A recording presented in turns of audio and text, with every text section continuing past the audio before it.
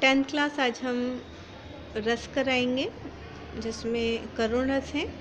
रस के विषय में बताते हैं कि रस होता क्या है। बच्चों, रस मन में होने वाला भाव रस कहलाता है। बच्चों, ये अगर आपने करुण रस याद कर लिया तो आपके 2 नंबर पक्के हो जाएंगे। तो बच्चों, इसकी परिभाषा क्या है? जब किसी प्रिय व्यक्ति या वस्तु के नष्ट होने पर जब किसी प्रिय व्यक्ति या वस्तु के नष्ट होने या खोने से मन में जो शोक का भाव उत्पन्न होता है, उसे करुण रस कहते हैं। बच्चों, इसका स्थायी भाव शोक है और इसका उदाहरण है, शोक बिकल रोभई रानी, रूप सील बल तेज बखानी, करहई बिलाप अनेक प्रकारा, परहई भूमि तल बारहई बारा।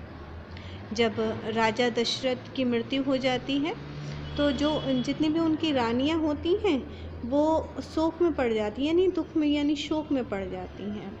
और शोक में दुखी होकर के वो उनके रूप, उनके सौंदर्य, उनके तेज, उनके पराक्रम के बारे में बात कर कर के उनका बातें करती हैं, उनका बखान करती हैं। जैसे कि होता है ना कि जब कोई मर जाता है, जिसकी मृत्यु हो जाती है, तो हम उसके बारे में उसके विषय में बातें करते रहते हैं। ऐसे ही उनकी रानियाँ जो हैं उनके विषय में बात करती हैं।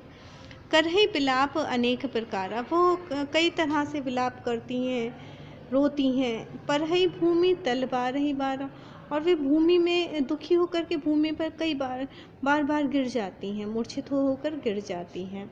तो बच्चों, इसकी जो व्याख्या है आपको नहीं लिखना है, ये सिर्फ ये आपको अर्थ इसका समझ में आएगा तो आप इसका स्पष्टीकरण अच्छे से समझा पाएंगे, इसलिए मैंने इसे बताया है।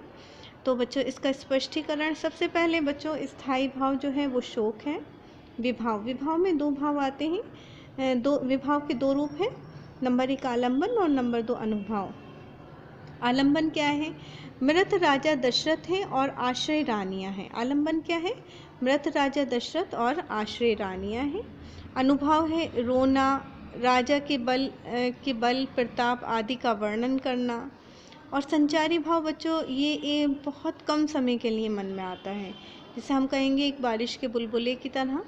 तो ये संचारी भाव है स्मृति यानी याद करना, चिंता प्रलाप करना, विषाद यानी दुखी होना, और मूर्छित हो जाना, ये इस संचारी भाव है। तो बच्चों, अगर हम इस तरह से इसकी परिभाषा दें तो विभाव, अनुभाव और संचारी भाव के संयोग से उत्पन्न होने वाले स्थायी भाव को जो है करुण रस कहेंगे। विभाव, अनुभाव और संचारी भाव के संयोग से उत्पन्न होने वाले भाव को करुण रस कहेंगे। तो बच्चों, मेरी वीडियो समझ में आई हो तो मेरी वीडियो को लाइक कीजिए, सब्सक्राइब कीजिए और ज़्यादा से ज़्यादा शेयर कीजिए। और अगली वीडियो में मैं आपको अलंकार समझाऊंगी, वो भी 2 नंबर के हैं।